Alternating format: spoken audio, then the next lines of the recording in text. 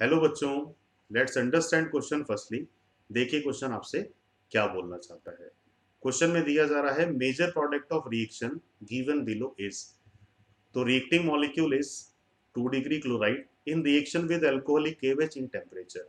तो alcoholic KOH is reagent for डिहाइड्रोक्लोरिनेशन।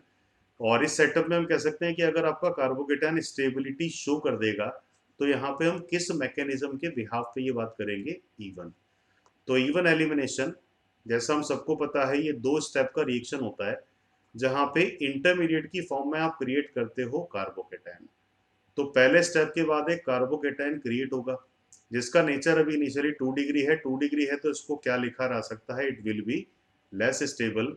Jin reactions में carbocation create होता है वहां रीअरेंजमेंट हमेशा पॉसिबल होता है, और रीअरेंजमेंट पॉसिबल है दैट मीन्स की हाइड्राइड की शिफ्टिंग के बिहाफ पे ये carbocation less stable to more stable ये रीअरेंजमेंट शो करेगा। और रीअरेंजमेंट करने के बाद जो अगला पॉसिबल स्ट्रक्चर कार्बोकेटायन का है वो कुछ इस तरह मिलेगा। अब ये कितना डिग्री नजर आ रहा है, 3 डिग्री।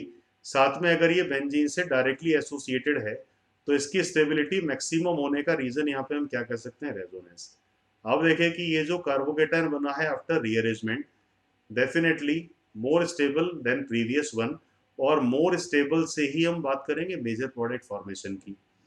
अब देखें कि यहाँ पे इस कार्बोकेटायन में कितने पॉसिबल कार्बन है जिनको अल्फा बोला जा सकता है, 2। तो प्रोडक्ट में भी अल्फा हाइड्रोजन रिमूवल के बाद कितनी जगह डबल बॉन्ड आएगा, 2। तो 2 प्रोडक्ट बनेंगे।